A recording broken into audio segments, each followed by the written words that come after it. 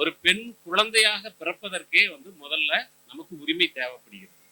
இன்றைய தேதியில் இந்தியாவில் சராசரியாக 1000 ஆண்களுக்கு 994 பெண்கள் தான் இருக்கிறார்கள். மீதி 6 பேர் என்ன ஆனாங்க அப்படின்னா 6 பேர் பிறக்கவே இல்லை. ஏன் பிறக்கவில்லை என்றால் அந்த 6 பேரும் இன்றைக்கும் 2026 நவநாகரிகத்தின் உச்சத்தில் இருப்பதாக சொல்லிக் கொள்ளக்கூடியவர்கள், மனிதர்கள் போதாது என்று ஆர்டிபிஷியல் இன்டெலிஜென்ஸ் மூலமாக மனிதர்களை உருவாக்குகிறவர்கள், செயற்கை மனிதர்களை உருவாக்கக்கூடியவர்கள் என்றெல்லாம் அறிவியல் தொழில்நுட்பம் வளர்ந்து கொண்டிருக்கின்ற இந்த காலத்தில்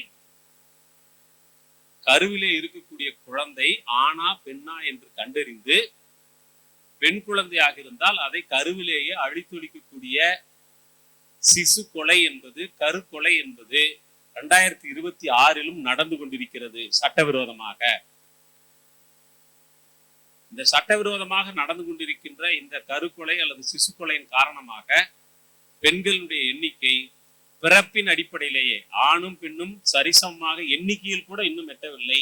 பிறப்பின் அடிப்படையிலேயே இன்னும் அந்த எண்ணிக்கை சமநிலையை அடையாத இடத்தில் இருக்கிறது. அப்ப ஐநா சபை சொல்லக்கூடிய உரிமையில் முதல் உரிமை என்பது பெண்ணாக பிறப்பதற்கான உரிமையை நாம் முதலிலே பேச வேண்டியிருக்கிறது.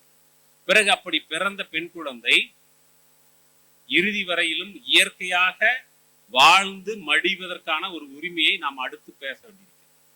அதுல என்ன, இயற்கையாக வாழ்ந்து மடியும் வரைனா என்ன அர்த்தம் அப்படின்னா, எந்த நோய் நொடியும் இல்லாமல் ஒரு குழந்தையை வளர்த்தெடுக்கக்கூடிய பொறுப்பை குடும்பமும் சமூகமும் ஏற்றுக்கொள்ள வேண்டும். அப்படி நம்ம குடும்பத்துல ஒவ்வொரு நாளும் கடைசி சோறு யார் சாப்பிடுறது? கடைசி சோறு யார் சாப்பிடுவீங்க? குடும்பத்தில் இருக்கிற பெண்கள் தான்.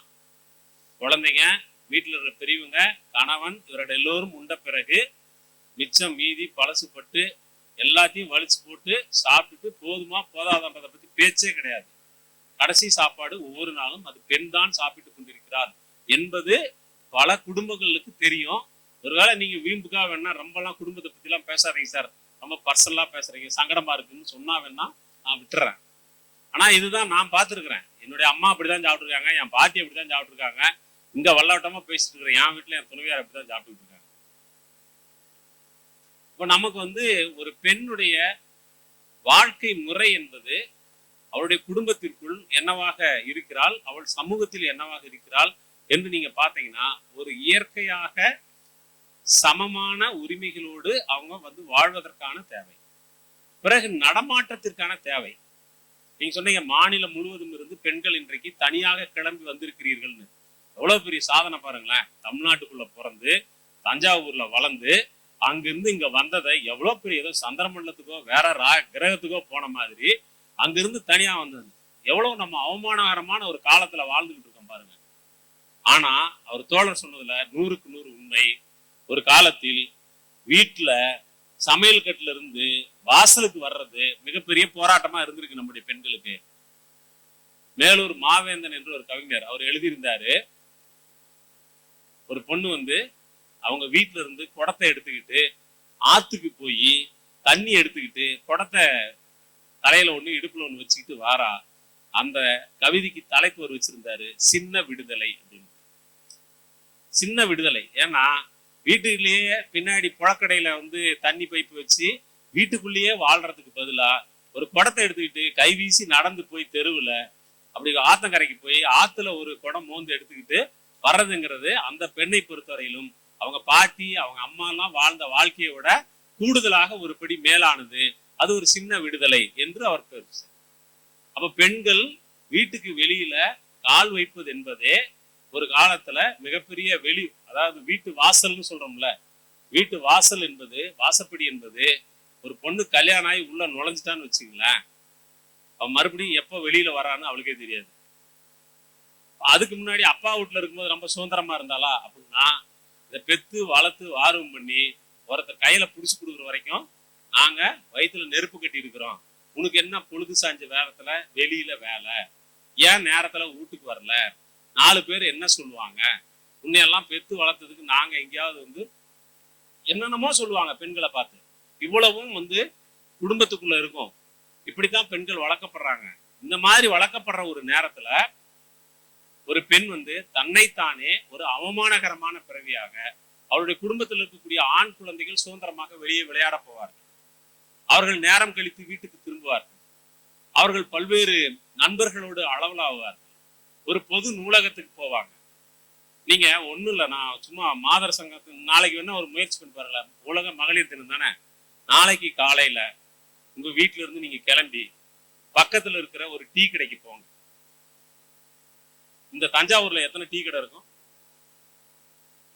ஒரு 2000 டீ கடை இருக்குமா? இந்த 2000 டீ கடை யாரை நம்பி இருக்குதுன்னு நினைக்கிறீங்க? பெண்களை நம்பியா? எத்தனை பெண்கள் டீ குடிக்க போறீங்க? ஆபீஸ் கேம்பஸ்குள்ள கேண்டீன் இருந்தா போய் குடிப்பீங்களாக்கும். இல்லைன்னா எல்லா ஊர்லயும் இருக்கிற டீ கடையும் ஆண்களை நம்பிதான் இருக்குது.